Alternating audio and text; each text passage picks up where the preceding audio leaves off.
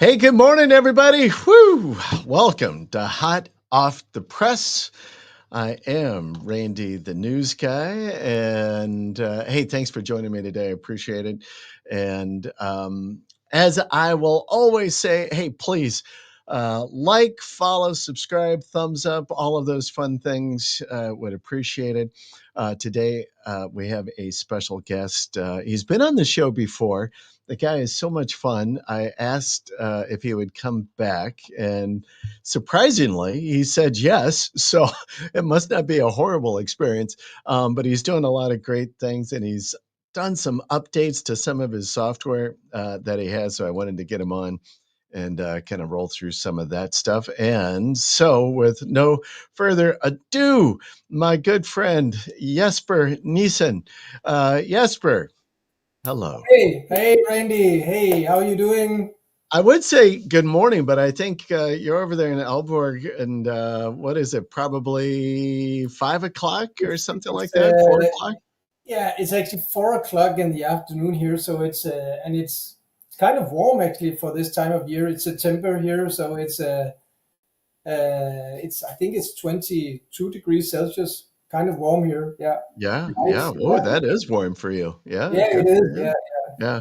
When's the snow gonna start flying there in Denmark? probably in November, I think. Early November it begins. There's a Mm, chance. Yeah, yeah, yeah. yeah. That's kind of probably similar to I'm here in Cleveland, and that's kind of about similar with us. We're Yeah, probably November-ish, and yeah, I think even today our weather is going to be somewhat very similar. I think our high yeah, today is going to be about 73 or something like that. So, yeah, yeah. which you might even be a little bit warmer than us I today. think 73 Fahrenheit. What's that in Celsius? What's Uh, that? I don't know. Let's That's a ask. good question. I always try to figure Celsius. If it's 22, I always say so. It's roughly about 73, I think, isn't it? I don't know. Let's I ask. can't. 73 Yeah, there you go. Ask Google. height to Celsius. It's actually it's the same. It's 22.8 degrees Celsius. So same thing as in Denmark actually. Yeah, yeah, that's what I was thinking. Yeah. Yeah, so there we go. All right, so I know you have been busy, and we've got folks who maybe are not familiar with Jesper, which I can't even imagine. We're trying to build your fame and popularity, so we'll get you going on here. First off, let me throw. I'm going to throw your one of your sites into our comments. I'll throw this up on the screen, but there's my man right there. Yeah. So you can find him at jespernissen.com. I'll throw this. There it is. It's in the chat on the screen, so people can find you. Now, you are one of the people that come to SEO come in a lot of different ways. So that I know. My camera is acting weird. But you are one of the rare folks, and actually, I'll give a little backstory to this. What was it, last summer? Or, yeah, I think it was last summer. It feels like many years ago, but I know, and it does. Yeah, it so was it was last year, last summer. Yeah. yeah, yeah. So the summer of 23, you had a great conference out there, and I was very honored to be invited to speak there in Denmark. And you were a great host. You actually had us all to your house even. And me, because I'm a book guy, I love to learn and read and all of that fun stuff. I always get fascinated. You've got, great bookcase right behind you. I always get fascinated, what kind of books does this guy like to read? And I was amazed that you had all of these physics books on your shelf. And I'm like, huh. Because my son loves physics. I'm like, there's not a lot of people that, kind of talk about physics, let alone read textbooks about it. And then I come to find out your real background, which You actually were, and I don't know, you still may be a physics professor. Give me a little background on Yeah, Jesper as the I, yeah, physicist I, uh, into SEO. I studied physics 10 years at the University of Niels Bohr Institute in Denmark, in Copenhagen, and so I'm not a professor, but I do hold a master degree in theoretical physics, and my master degree was in solid state physics, as they call it, and it was in quantum mechanics. So I I spent, I think I spent 3 years just every day doing calculations on quantum mechanics, carbon nanotubes and stuff like that. Wow. So it's just, I think at the end I really enjoyed it, and looking back, it was one of the best times of my life. But it was also a lot of work, a lot of sitting there. But I really enjoyed it, and I love physics. I love the natural sciences. And so actually actually started when I think I was 5 years old, because I don't know why, but when I was a little boy, below 5 years old, I was actually kind of religious, and I prayed to God every night at my bed. And then I watched a television show about a guy called Darwin. And so then I asked my mother about what's this with this Darwin dude. and and then she explained to me about what that is, all Yeah. about this natural sciences. And that's actually when I think I was only 5 years old. That's when I started to catch on the interest for physics, biology, astronomy. Where do we come from? Where are we going? Is the universe finite? Do you say finite or finite? What do you say? Finite. Well, I say finite, but yeah. Is it finite or is it infinite? And when I'm thinking about if the universe is finite or infinite, I never can explain to myself which one is the most scary. You know, it's it's scary if it ends, but it's also scary if it goes on for Right. Yeah.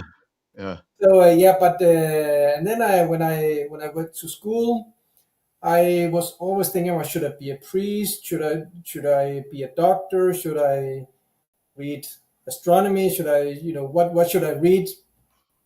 And then I decided to take my master degree in physics. So 10 years, yeah, it was a wonderful time.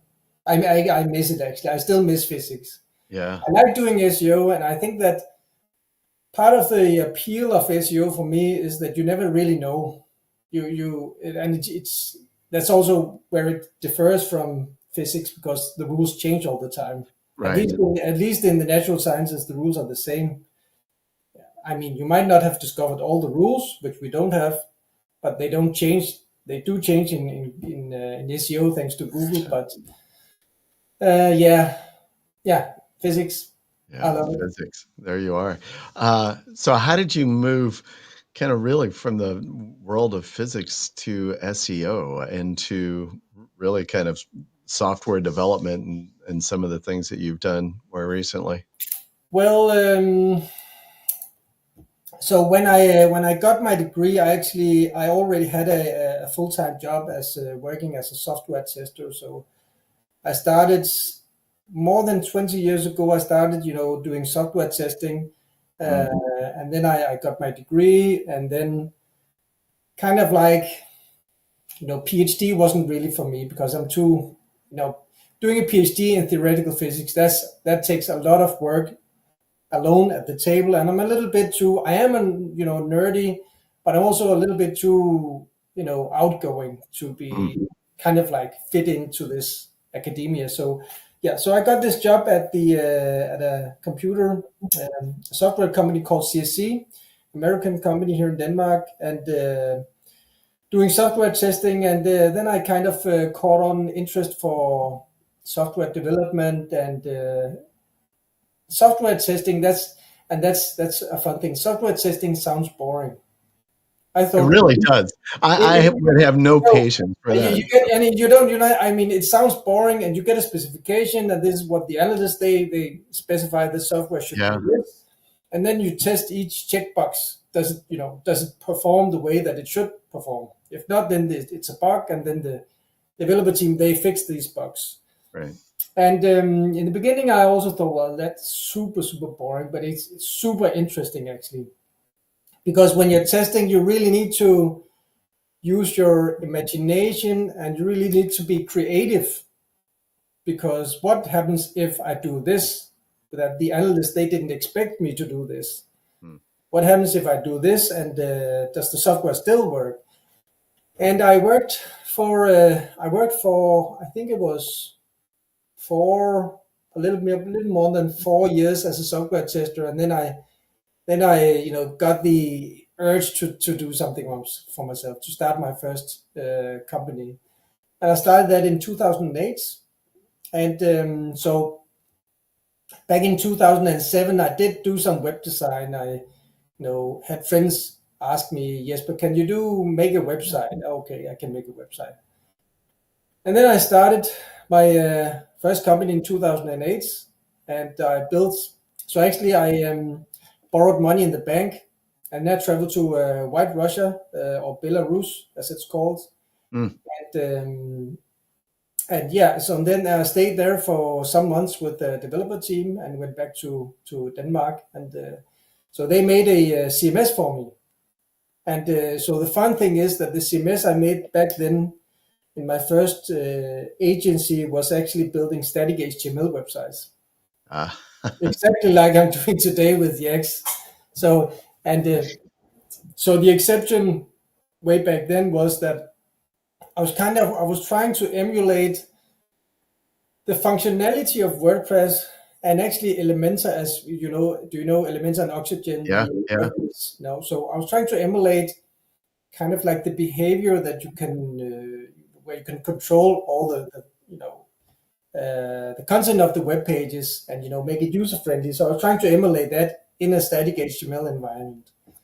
So I actually did that, and it was quite successful. Actually, I think I sold, I think 700 or 800 licenses of this software, and it wasn't cheap actually. So I made the website for my clients, so they didn't have access to a template system like they do today in Yax.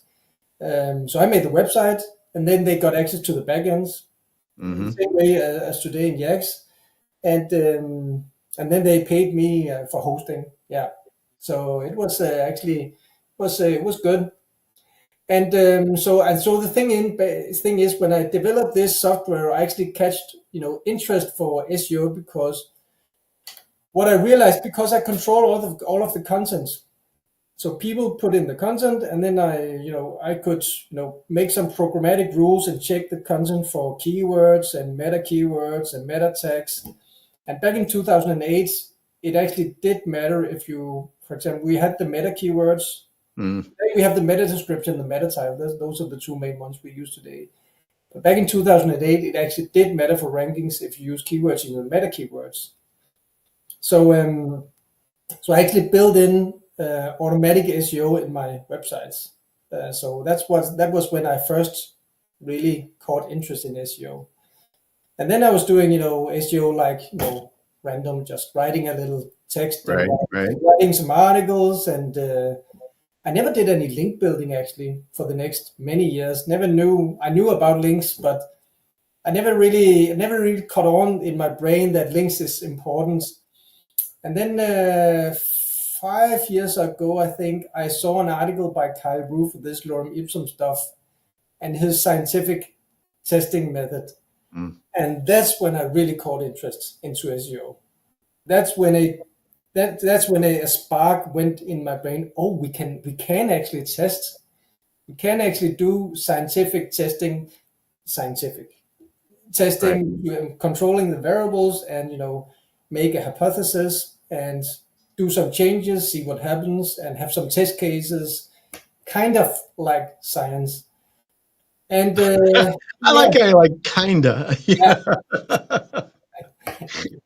You know as well as I know, it is not science. It's kind of, it tastes like science. Yeah, So yeah, so that's where it really caught my interest. Super, and yeah, and today is still super interesting. And today I'm testing every day. I'm thinking of new ways. What can we test? What can we? How does it work now? And that's the interesting thing about SEO. I think that the interesting thing is that Google is changing the rules all the time. right. Not every day and not every week, a month, but I would say once or twice every year they change the rules fundamentally. Yeah, Almost, I would say links still matter, good content still matter, but the details, yeah, yeah, yeah. It feels like they change it every week or every month, but seems like over the last several months, they've constantly have been doing updates. But uh, I think you would seem to be like the perfect kind of SEO. So you've got this theoretical mind, right? You're always asking like, what if, hey, could this? And then you apply then that kind of inquisitiveness, right? Curiosity, to then testing, putting things into a testing environment. So you're applying some of your software testing experience into kind of your theories and and seeing like, great, does this work in SEO? Do I get some SEO impact from doing these particular strategies? So I love the stuff that you're doing, yeah, and I love your approach, though. I really do. um, so let's talk about Yaks, because I know you have done some cool stuff. Let me throw this back on here. So for those who are not familiar with Yaks, Yaks is yet another cloud software, uh, yet another cloud stacking software. It was cloud stacking software. There we go. Yeah, it Yeah, was yeah, kind of like a fun name because about 3 years ago I got the idea of I was doing these HTML static HTML sites in hand, and I've been doing that for a couple of years, and I purchased a couple of, or at least one software that I didn't really catch on to me, and nothing wrong with the software, it just wasn't speaking to my taste. And so I was doing these HTML websites in hand that I did see very good results of building links this way. And then I got the idea, well, why not build my own platform? Because I tried that before many years ago, but I did that before. And what are you going to call it? And yet another cloud stacking software is kind of like a nod to the people that came before me. That I know that you exist, and so yeah, so that's why I called it yeah. that. And I And love it because you actually even kind of poke a little fun at yourself, even with the title, like, yeah, here's another one, yeah, exactly. Yeah. Yeah, exactly. It's just yeah. So yeah, so yes, yeah. So it's and it started out. I had the idea that I'm just going to make a simple input form. What's the Mhm. title? What's the keyword? What's the content? And what's the company information, and then click publish, one page. Yeah. And then, it just grew. And today Yeah. it's a complete monster. Yeah. So it's unrecognizable from when I started. Yeah. Yeah. I would Uh, say, well, we've been using Yaks for, I don't know, a couple of years at least. And I've said this before when you've been on the show, and I've said this to other people just in conversations, is that one of the things that I love and really respect and admire about what you have done with Yaks and with your other product we'll talk about in a sec is that not only have you built initially a pretty solid platform, but you are constantly updating and upgrading and expanding the features and the sets that you can do with the platform. So it's this ongoing improvement. And there's so many software platforms that are out there. You know, I have hundreds of things that I've bought Yeah. that they just like, okay, great, and then maybe you might get an update every 12 to 18 months on something that's pretty impactful, but you really have like just are a dog on a bone, as I would say back. You are just constantly updating and doing some really impressive expansion of features on the site. And I know, some of which was like just the ability to continue to add different cloud platforms. I don't know what the number is up to right now. I think we've set up somewhere around 15 or 16, but what is the? Yeah, I think we are at 19 or 20 now. Yeah, I think it is 20, and and one of them being GitHub. And so the thing yeah, about GitHub is that through GitHub, you can actually upload to 15, 20, 25, 30. I don't know how many there exists out there. So I made a video about something called GitHub Pages. yeah. And then you have we do have Cloudflare R2, but there's also something called Cloudflare Pages, and then there's Vercel and Render Cloud and so many clouds. And Mm, Netlify is one of these guys also. yeah, That's yeah, through the GitHub. So yeah, yeah, I have a couple of more planned actually to add. yeah. Nice. Something that I just discovered called OVH Cloud. That is also a DA90. Mm. OVH. So I know through the history of us using Yax is that some of these clouds, the cloud platforms, like some operate better than others for periods of time. So it's not, you can't just always like, Wasabi is terrific and you get the best results by using Wasabi.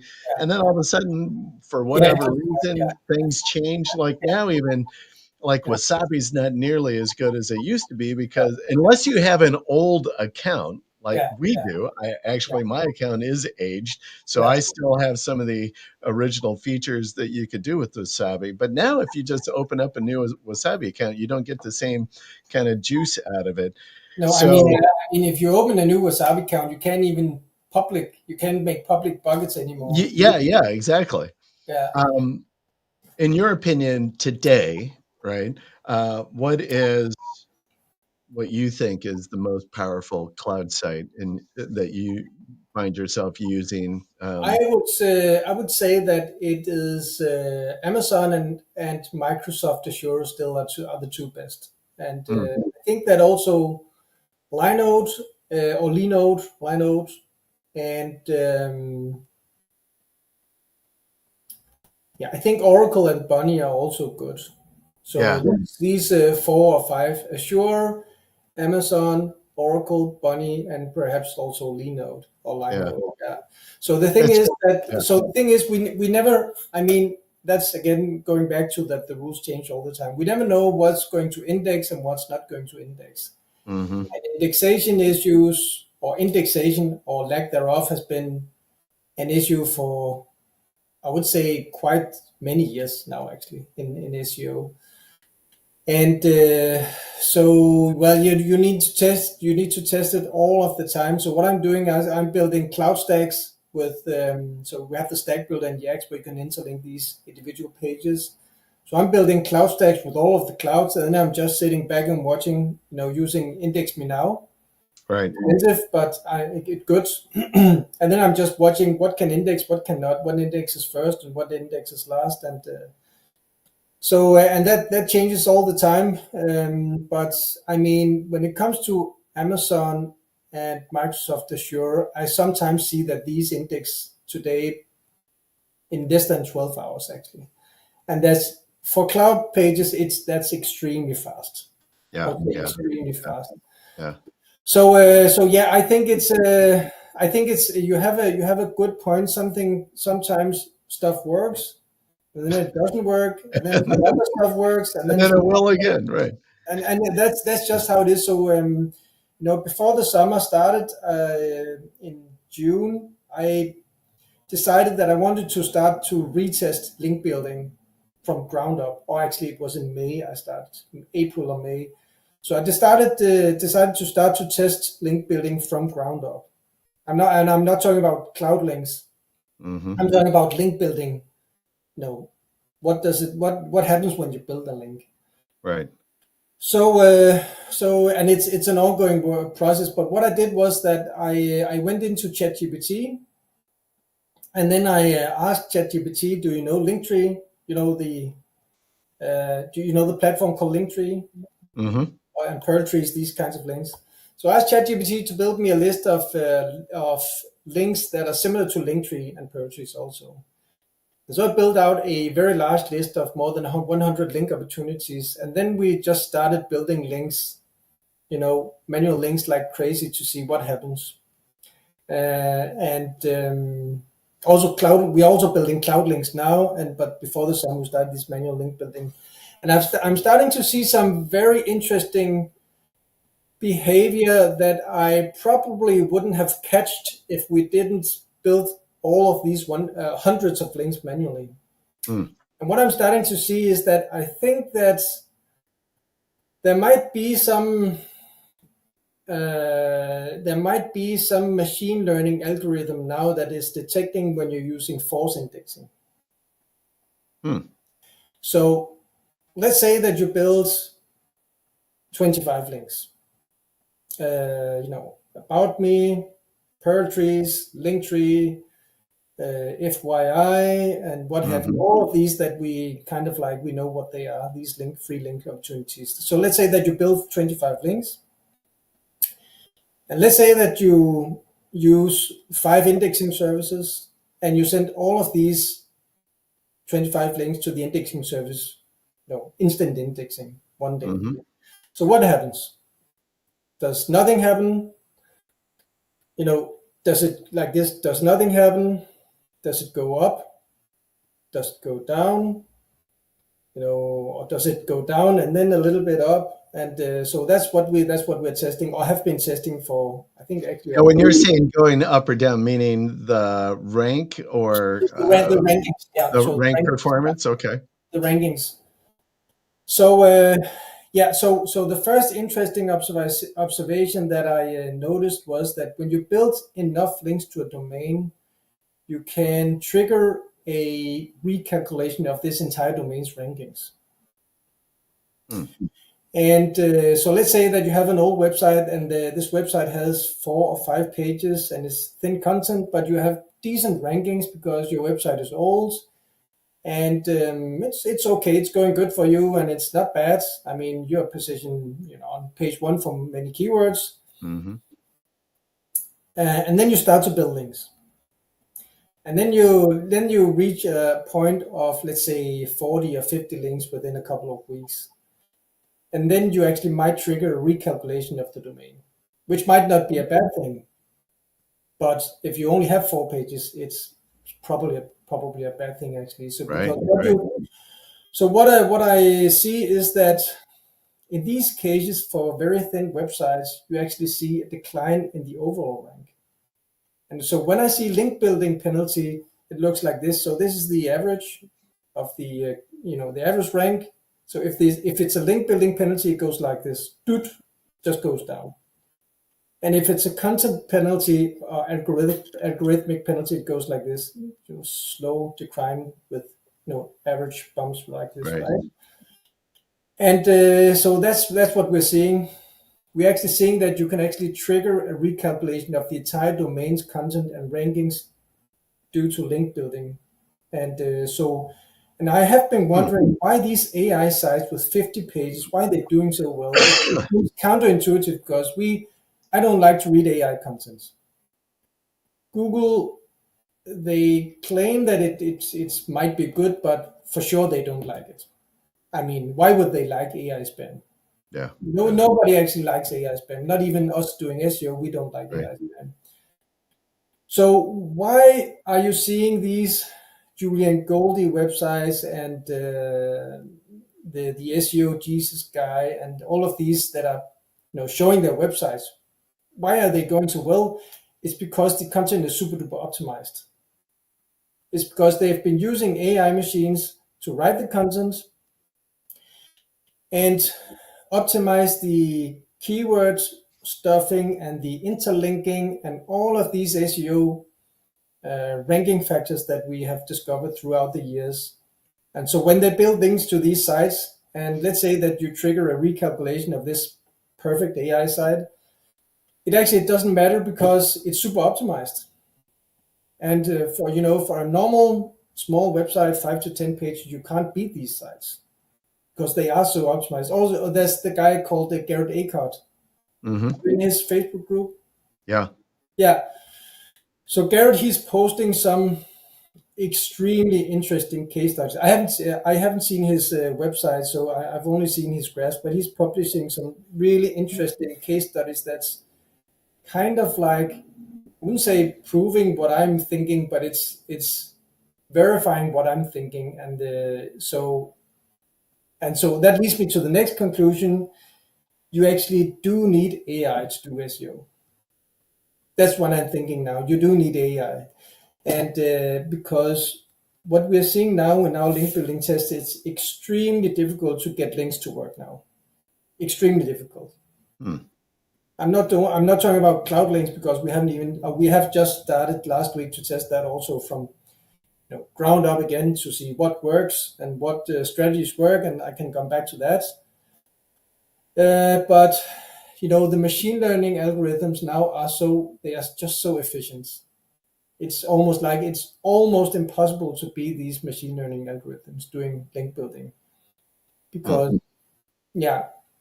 So, but we actually did see that, and I was quite impressed by that. So we actually did see that when you are building links and you are taking care of not building links too fast and not building, sending too many links to the indexers, we're actually seeing extremely surprisingly good results from the links that we built, the manual links. But you do need to build a lot of links, and you also, so some of the links that I see don't work. Gary, he's doing great things. So some of the links that I see either not working or have a super duper minimal effects are link platforms that are in some of these automation platforms. I'm not talking about Yext. I'm talking about some of these platforms that build Web 2s. Right. SEO Neo, RenderX, and Money Robot, and all of these automation platforms. So that's what I'm seeing. So when you're building these links manually, I think that's why you're not seeing. I'm not saying that they don't have an effect, but they have just so small effects. The links that are in their platform. So you need to think out of the box. And that's where I'm actually using ChatGPT, because what I found is so you can go to Google and then you can ask Google, provide me with a list of what are the best Web 2 platforms, for example. And I'm not being an SEO genius if I'm asking Google about that. Right. Google will provide me with a website, the affiliate website or stuff like that has this list. But everybody can find this list. And what I'm finding is now ChatGPT is superbly good at indexing the internet. And if you know how to ask, you can get a superbly unique link building list. Yeah. And that's what I'm doing. So I'm using only for this, I'm only using ChatGPT now. And I'm not using Google at all, not for this, because it's just.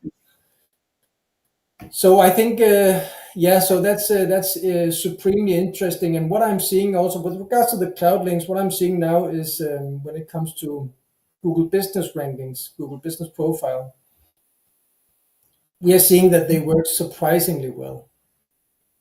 When we combine them with Schema Rider, the schema from Schema Rider and the iframes, and I made a video about it in my YouTube channel, Jesper Nissen Show. So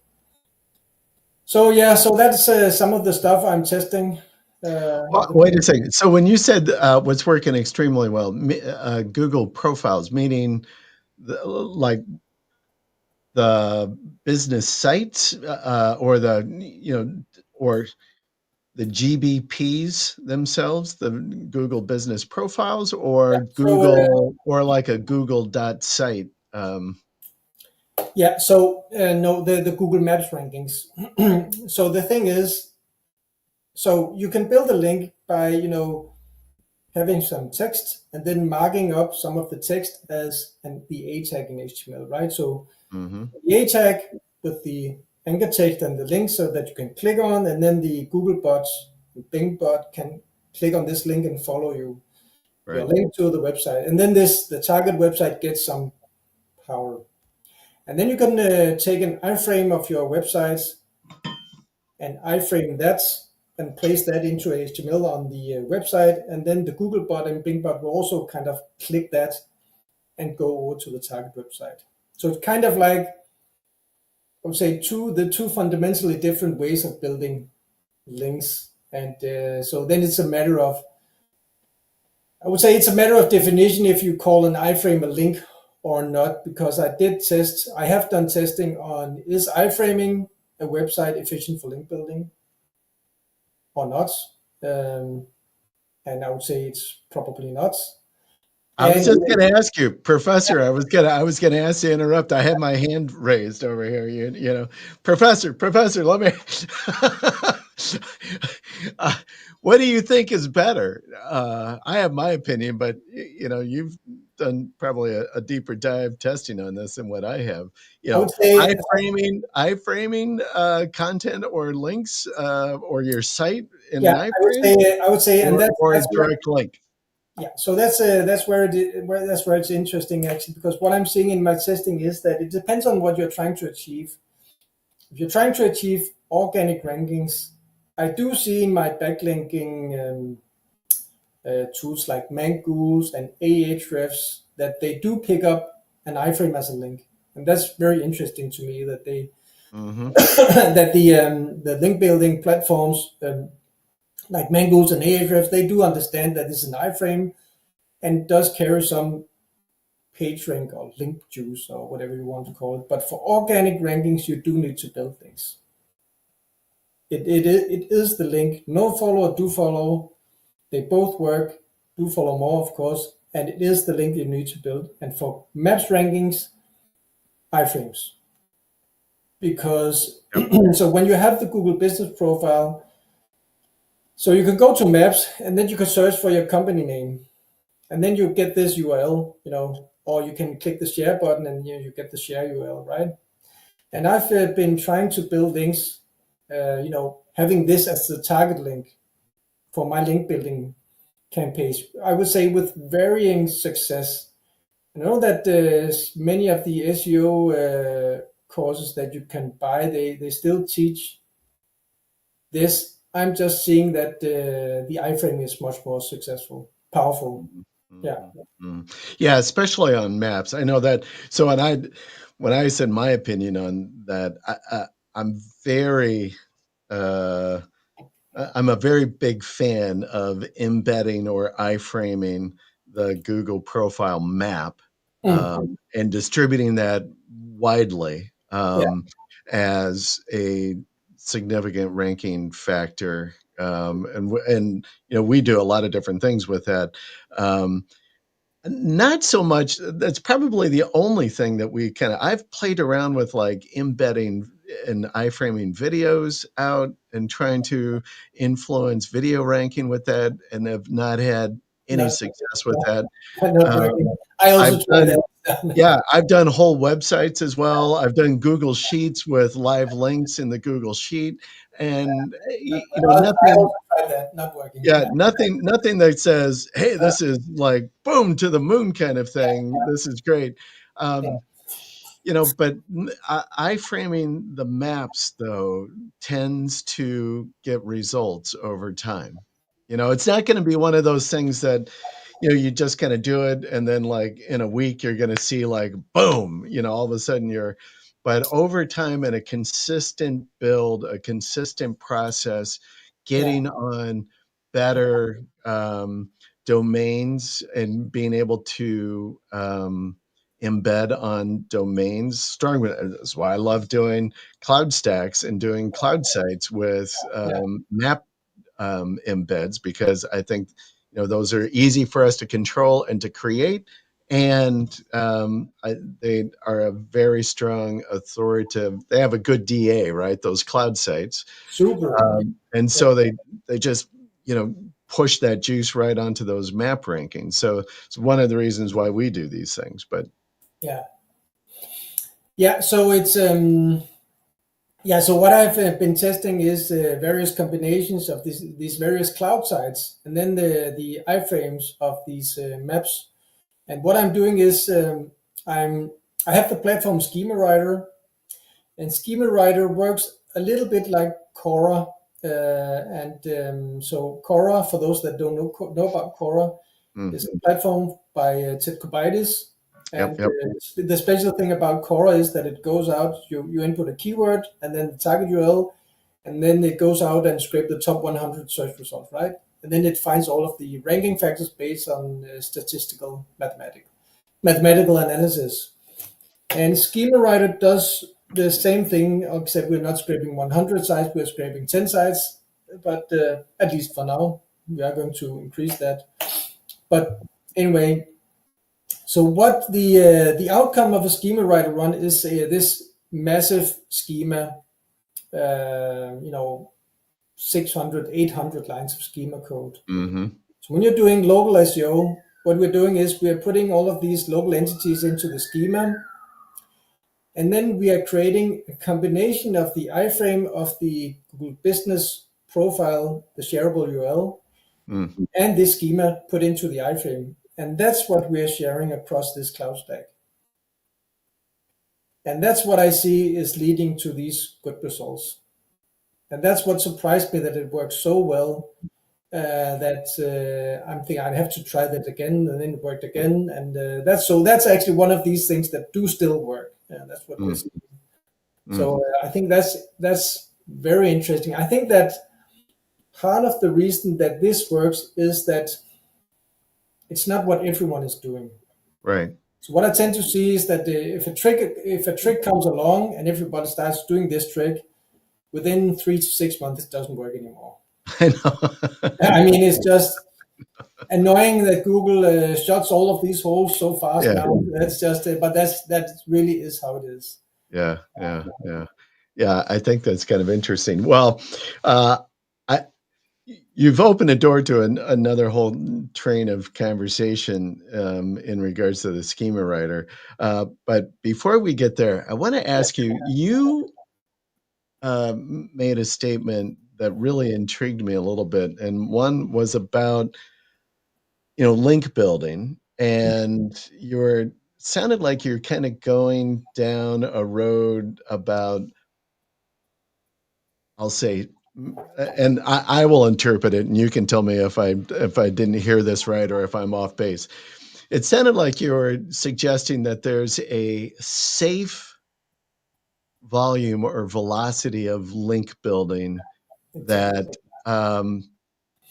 will not penalize you, or I'll throw that in, penalize you, or have an adverse effect versus, if you kind of are within a zone, maybe like doing the speed limit, we'll call it, that you're going to have better success. And I'm curious, can you expand on that a little bit more based off of some of the things you've done? Because I think that's really quite fascinating, because a lot of times in this, we do CTR, right? We use Garrett. Speaking of Garrett Alcott, I love his product, CTR Booster. I've used it for years.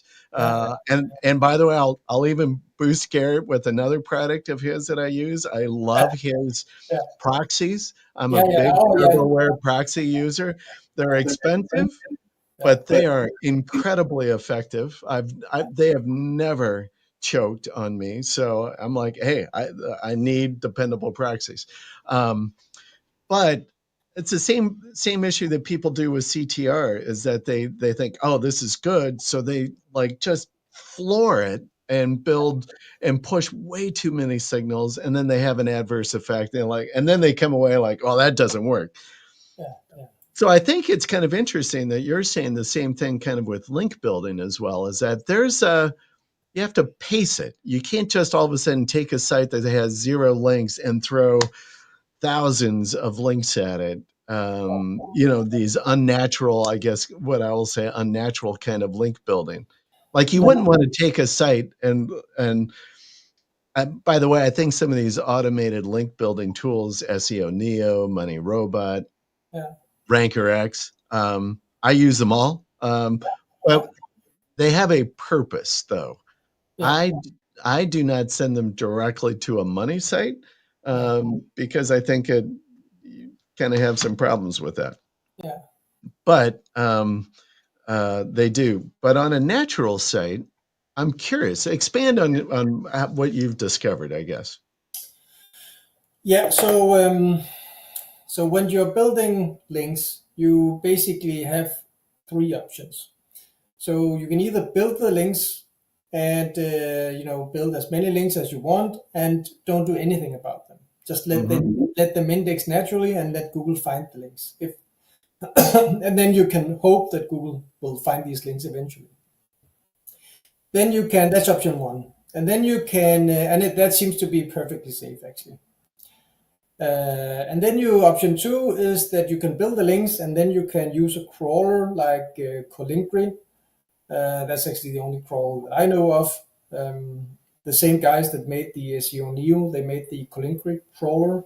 Right. And so the Colinkry is not an indexer, it's just a crawler that makes sure that Googlebots knows about these links. But you can also, you can take your links and then put them into the schema tester, and then Google also knows it exists. So I guess that's kind of like the same thing. And then the third option is to force index them. And when using the force indexation, that's where I see that we get into issues with link velocity for sure. And I would actually also say that when you're using force indexing, the amount of links per day that you can build without getting into trouble is surprisingly low, actually. I'll probably say below 10, something like that, actually. Yeah. What was the number? Below 10, I would say, right now. A day. A day, yeah. Probably below 10. I would say that if you build, let's say that you have a campaign that you're building 10 links today, tomorrow, and 10 links the next 10 days, you're getting into trouble for sure right now if you're using force indexing. So what I'm trying to do is I'm trying to force index my links with a variety of indexers. So I'm using Omega Indexer, I'm using Speed Index, I'm using Index Me Now, supremely expensive. And I think I'm testing somewhere between 8 to 10 various indexing methods.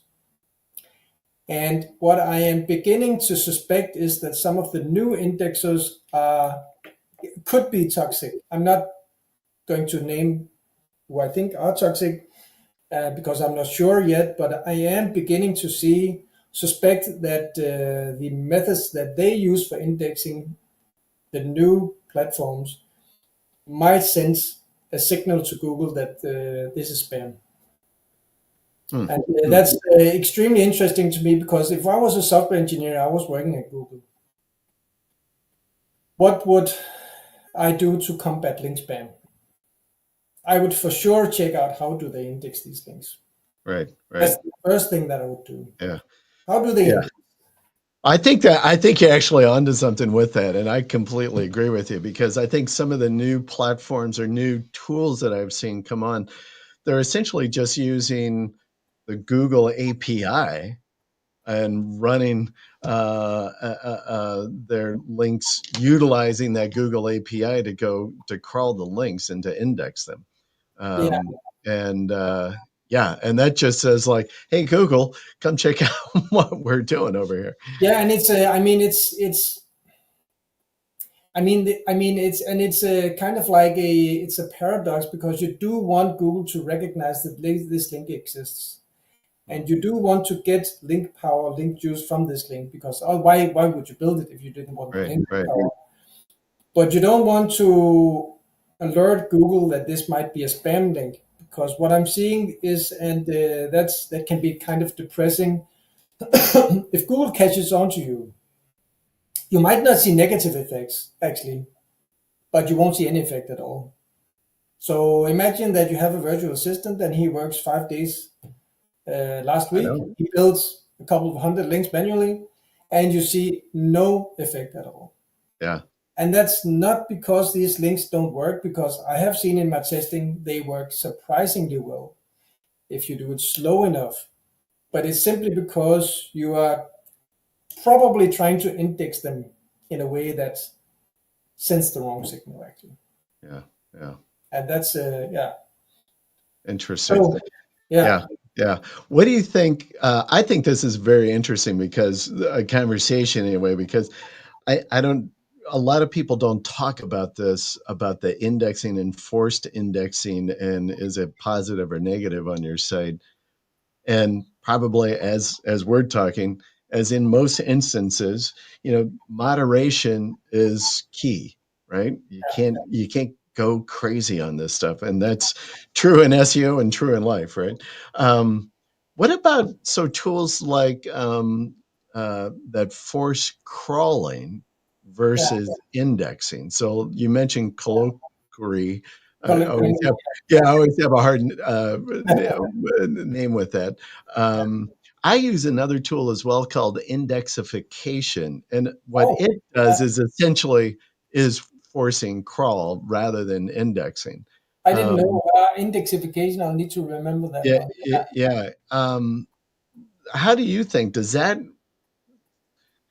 how does that weigh in, I guess, on the conversation about forced indexing?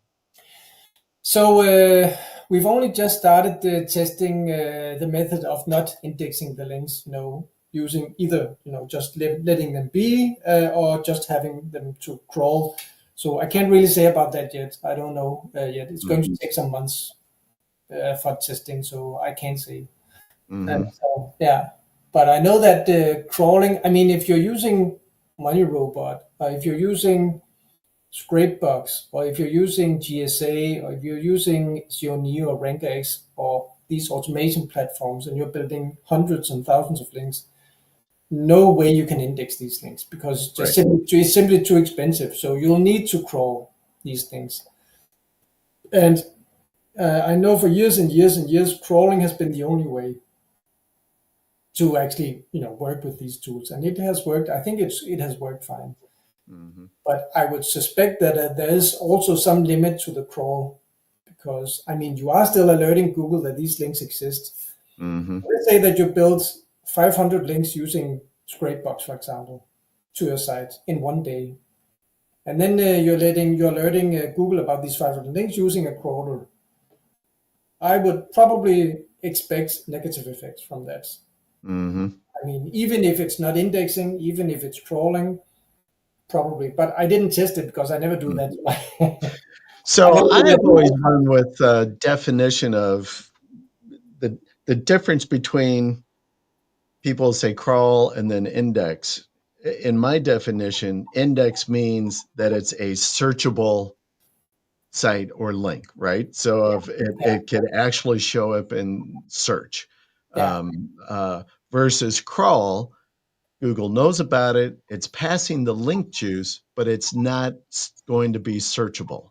Um, exactly. they're they're not listing it as searchable. So I've always pushed, and especially coming from our service from doing press releases, is like I, uh, news sites generally always get crawled. Hmm. Uh, they're not, and I have this conversation all the time with folks, is like, Google is not going to, you do a press release with us, you're going to get 600, 700 news site links, right?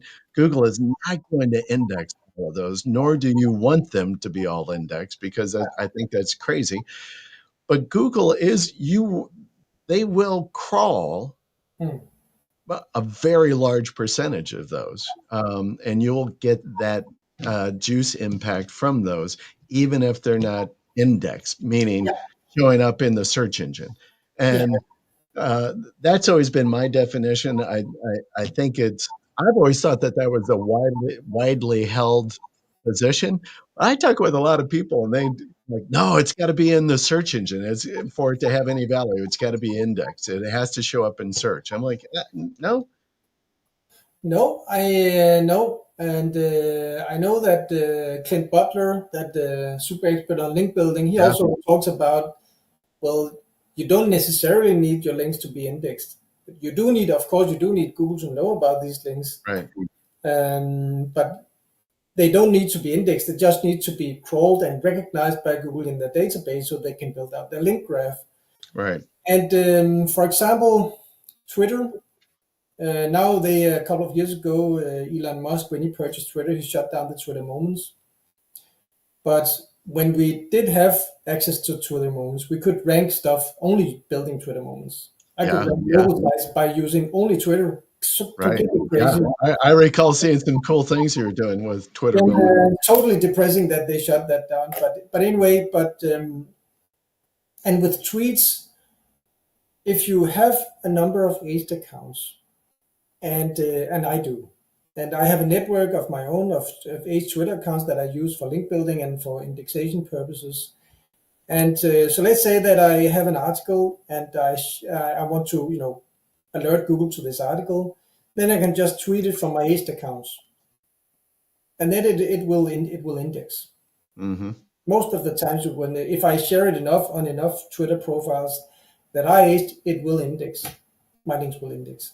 Mm-hmm. But the interesting thing is, I don't alert Google about these tweets. And sometimes they do index the tweets. They do index within 24 hours. Sometimes they don't index. But I know that even if they don't index none of them, I know that Google crawls these tweets. They jump over to the link I want to index, and then this link's index. So that's kind of like a mini proof of that you don't need indexation, you just need crawling. Right. Yeah, so much. Listen, we've talked, I can't believe we're almost at an hour already. We haven't even hit on, I want to talk about your other product that we also use, Schema Rider, schemawriter.ai. I don't know, give us a quick update. Talk to us about Schema Rider. Give us an update. What's going on with it? Yeah. Okay. So so Schema Rider is a platform where we build out automated schema based on your website and a target keyword. So Schema Rider is different than a plugin like Rank. They also have built-in schema, and Schema Rider is a little bit different, or it's very different, because the focus of Schema Rider is to build out keyword optimized and SEO optimized schema for one page at a time. So we run a report. You input the keyword and the target URL, then we run a report where we crawl the top 10 search results.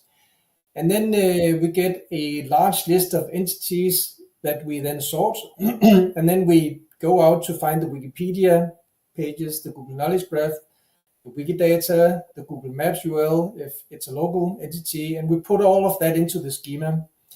And everything is, today everything is actually interlinked using the add ID and node referencing and stuff like that. So if you're building an article schema for a page, today in Schema Rider, you're only going to see, and you place it into the schema.org validator, you're only going to see one line on the right side.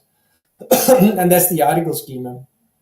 Even though we have organization schema, local business, we have article and web page and video and product and other types of schema that we recognize automatically, FAQ schema also. Everything is now today is interlinked.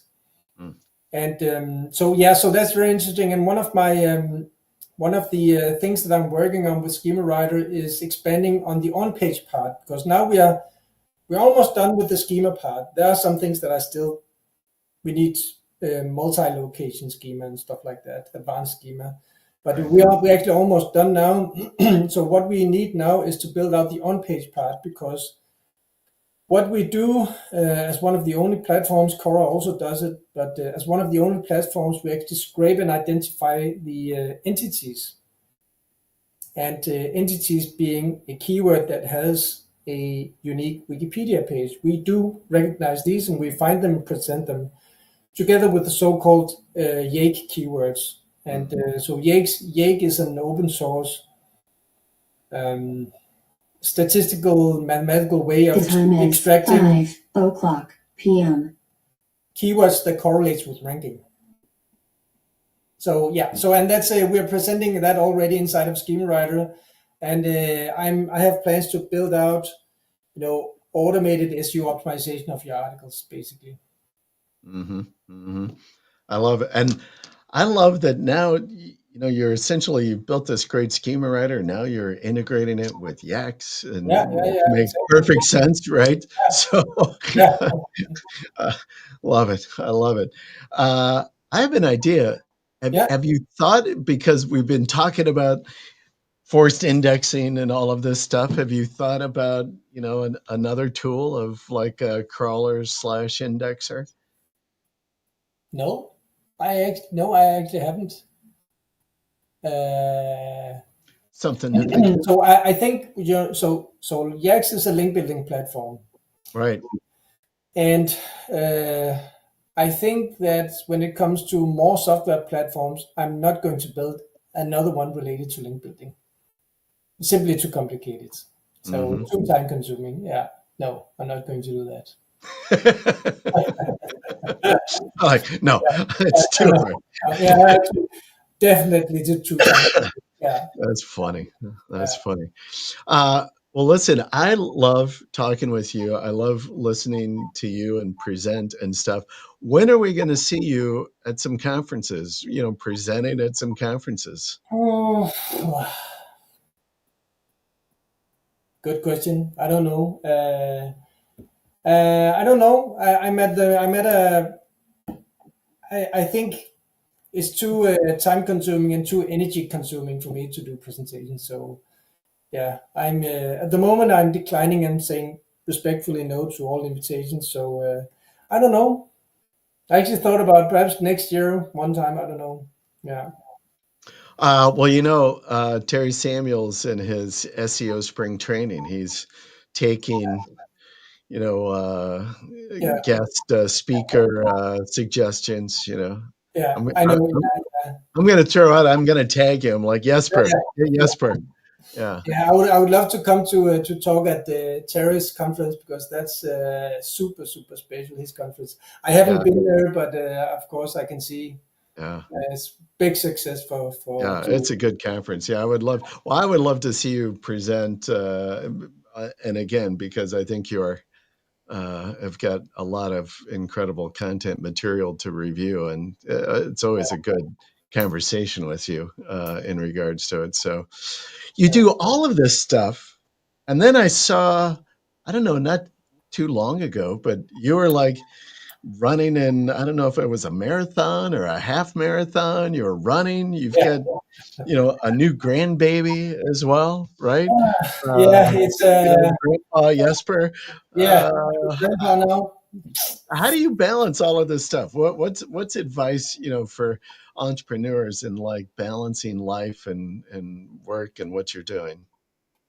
I I don't know. I don't know balance. I work a lot. I spend I work I spend a lot of hours sitting down in this chair. But I get up early. I got up 6 o'clock in the morning this morning and went out into my yard, which you have seen. Did 20-25 minutes of calisthenics. I work out every morning actually. Mhm, mhm. So it's something that I really got in after last year's conference. I really started, getting back, getting into shape, and Yeah, that helps. Yeah, I would yeah, say that yeah, helps a lot. Yeah, yeah, yeah. Yeah, I find I'm very similar. Actually, I do.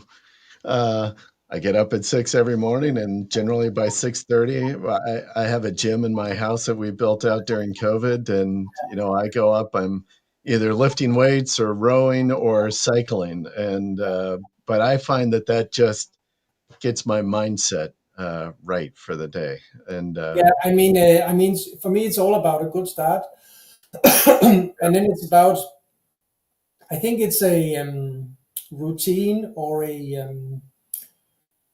I think it's a kind of like a discipline, kind of like a mental training thing that you need to yeah, yeah, that I'm trying to work with my mental my way of thinking, my perspective, my way of looking at things. mm, So I have a rule for myself. I need to do 100 push-ups every day. If nothing else, do 100 push-ups every day. And I'm doing that. And I find that sometimes I'm sitting in my bed, I'm sitting on my bed when I wake up, and I'm, looking at my phone for 20 minutes before I can muster the energy to actually do these damn push-ups. But I do the push-ups, and and then I get started, and it's a routine. I I'm not. I don't think I'm the one to give young people advice, because I don't think I was too disciplined when I was in my 20s. Actually, I don't know how you were when you No, were in your 20s. I would no, I would not be the example as well in the 20s. But I don't know too many. It's a rare breed to be an example in your 20s. A lot of people, yeah, No, gonna no, do different. But yeah, I can. I think it's just. I think it comes with age, actually. yeah, I think you're right. Well, good. I hope that we get a chance to run into each other again soon. Yeah, me too. Yeah, And yeah, share a drink and talk and yeah, all of the fun stuff. yeah, But we'll get you on the show again because, again, if you're not going to go out and present, then I got to have you on the show, at a regular basis just to share some of the stuff you're doing. yeah. But I appreciate you jumping on again today. It's always good to talk with you. Yeah, it's been a pleasure being here. Yeah, yeah, and keep supporting the software you're doing. I love it. It's great stuff. Good stuff. So you can check out Jesper. Here's his link at jespernissen.com. You can go to yaks.site, or as well schemarider.ai. All good stuff. All right, Jesper. Hey, thank you so much, man. Good to talk with you again. Yeah, same to you. All right, man. Bye. And by the way, folks, next week, oh, shoot, I always forget to pull up my schedule to who is on next week, but I got to plug. But while my schedule is popping up, don't forget to like, follow, subscribe, all of that fun stuff. And next week, who do we have? Ian Ovens from. Authority Agency Assassin. There we go. Almost said something else. Yes, Ian Ovens from Agency Assassin. Go check out Ian. He's going to be on and talk to us about some of the things that he's doing, as we mentioned about CTR. So should be another good show. All right, folks. We'll see.